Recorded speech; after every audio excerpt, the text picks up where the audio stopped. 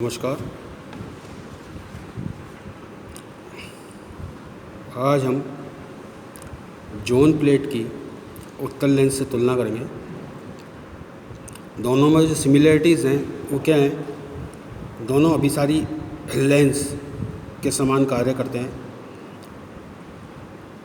दूसरा है, दोनों की फोकस दूरियां प्रकाश के तरंगदैर्ध्य पर निर्भर करती हैं, अतः श्वेत प्रकाश का वर्ण विक्षेपण करती हैं दोनों ही चीज़ें। जोन पट्टिका का सूत्र होता है 1/a + 1/b = r² और उत्तल लेंस का सूत्र 1/u + 1/v = 1/f के समतुल्य होता है। चौथा, दोनों प्रेक्षण बिंदु P पर वास्तविक प्रतिबिंब बनाते हैं। कुछ डिससिमिलरिटीज़ हैं। उत्तल लेंस में केवल एक फोकस होता है जिसकी फोकस दूरी 1/f = μ-1 × 1/r1 - 1/r2 से दी जाती है। जोन पट्टिका में अनेक फोकस होते हैं जिनकी दूरियां fm = r²/2m-1 × लैम्ब्डा सूत्र से दी जाती है। दूसरा, इसमें केवल एक फोकस होने के कारण प्रतिबिंब की तीव्रता सर्वाधिक होती है। उत्तल लेंस में जोन पट्टिका में मुख्य फोकस पर उत्तल लेंस की तुलना में प्रकाश की तीव्रता कम होती है और साथ ही अन्य फोकसों पर प्रकाश की तीव्रता और भी कम होती जाती है। तीसरा है, उत्तल लेंस में लाल रंग के लिए फोकस दूरी बैंगनी रंग के लिए फोकस दूरी से अधिक होती है, अर्थात FR is greater than FV, violet से रेड की ज़्यादा होती है। जोन पट्टिका में फोकस दूरी लैम्ब्डा के व्युत्क्रमानुपाती होने के कारण लाल रंग के लिए फोकस दूरी बैंगनी रंग के लिए फोकस दूरी से कम होती है, अर्थात FR is lesser than FV। Red colour की फोकल लेंथ वायलेट कलर की फोकल लेंथ से कम होगी। चौथा है, उत्तल लेंस में प्रतिबिंब बिंदु पर पहुंचने वाली सभी किरणों का पथांतर शून्य होता है, जबकि जोन पट्टिका में किन्हीं भी दो क्रमागत पारदर्शी कटिबद्धों से प्रतिबिंब बिंदु पर पहुंचने वाली प्रकाश तरंगों का पथांतर लैम्ब्डा होता है। ये इनमें कुछ समानताएं और असमानताएं थी। अब है face reversible zone plate. Zone पट्टिका के एकांतर कटिबद्धों को अपारदर्शी बनाना इसलिए आवश्यक होता है कि इससे प्राप्त तरंगें विपरीत कला में होती हैं। लेंस द्वारा सब समान कला में फोकसित होकर उच्च तीव्रता का प्रतिबिंब बनाती हैं।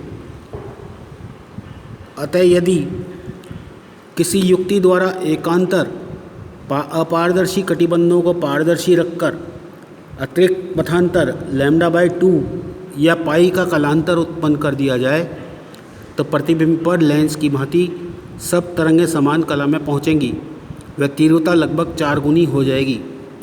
इसके लिए पारदर्शी जिलेटिन पदार्थ की T = λ/2 × μ-1 मोटाई की परत का इन एकांतर कटिबंधों पर लेप कर देते हैं, जिससे इन कटिबंधों से प्राप्त प्रकाश तरंगों से 180 डिग्री का कला परिवर्तन हो जाता है।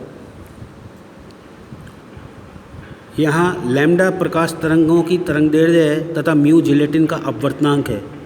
इसके फलस्वरूप जोन पट्टिका के प्रत्येक कटिबद्ध से समान कला की प्रकाश तरंगें प्रेक्षण बिंदु पर पहुँचती हैं।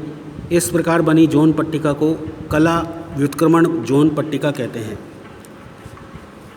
यदि जोन पट्टिका के कटिबद्धों के से प्राप्त तरंगों के बिंदु P पर आयाम EO1, EO2, EO3 आदि हो तो कला व्युत्क्रमण जोन पट्टिका से प्रेक्षण बिंदु P पर परिणामी आयाम होगा EO = EO1 + EO2 + EO3 + EO4 and so on, जो सामान्य जोन पट्टिका से प्राप्त आयाम का लगभग दुगना होता है।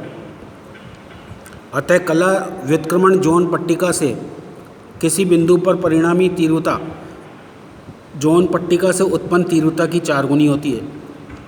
कला व्युत्क्रमण ज़ोन पट्टिका का निर्माण सर्वप्रथम वुड ने किया था। किसी रासायनिक पदार्थ से साथ की गई कांच की प्लेट पर जिलेटिन की समान मोटाई की परत का लेप कर सुखा देते हैं पहले। इसके पश्चात पोटेशियम डाइक्रोमेट के तनु घोल में इस प्लेट को कुछ क्षण तक डुबोकर फिर अंधेरे में प्लेट को सुखाया जाता है। इसके परिणाम स्वरूप यह प्लेट प्रकाश किरणों के लिए सुघराई बन जाती है। अब इस पर ज़ोन पट्टिका रखकर प्रकाश किरणें आपतित कराई जाती हैं। जिन कटिबद्धों से प्रकाश किरणें गुजरकर जिलेटिन पर आपतित होती हैं, उन प्रभावों का जिलेटिन पानी के लिए अघुलनशील हो जाता है, परंतु अपारदर्शी कटिबद्धों के संपर्क वाला जिलेटिन पानी के लिए घुलनशील रहता है। प्रकाश द्वारा प्रभावित प्लेट को अब पानी में इतनी देर तक डुबोए रखते हैं कि अप्रभावित कटिबंधों को जिलेटिन की λ/2 × μ-1 मोटाई की परत पानी में घुल जाए। इस प्रकार बनी पट्टिका के सभी कटिबद्धों से प्रकाश तरंगें प्रेक्षण बिंदु पर समान कला में पहुंचती हैं। ये फेस रिवर्सिबल ज़ोन प्लेट थी।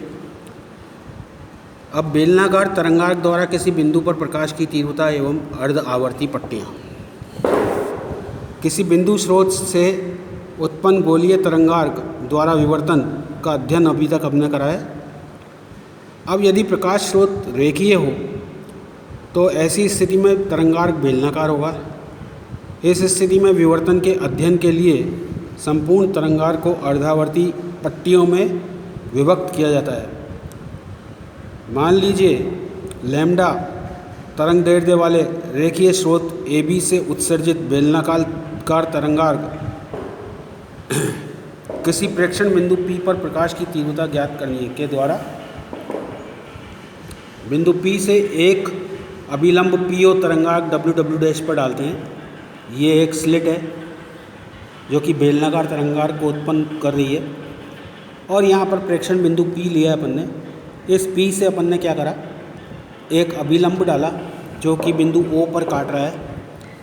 O जो है इस बेलनाकार तरंगार्क के P बिंदु के लिए पोल हो जाएगा। अब इस O बिंदु से अपन स्लिट के समानांतर एक लाइन खींचेंगे EF, ये EF लाइन खींची है।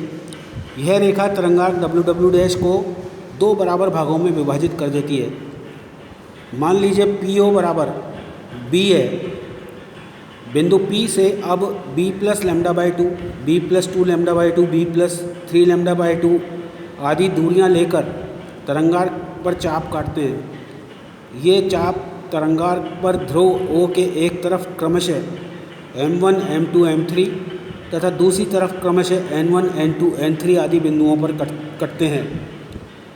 बेलनाकार तरंगार्क के पृष्ठ पर इन बिंदुओं से EF के समानांतर रेखाएं खींचते हैं। ये समानांतर रेखाएं संपूर्ण बेलनाकार तरंगार्क को EF के समानांतर समान लंबाई की अर्धावर्ती अर्ध पट्टियों में विभक्त कर देती है।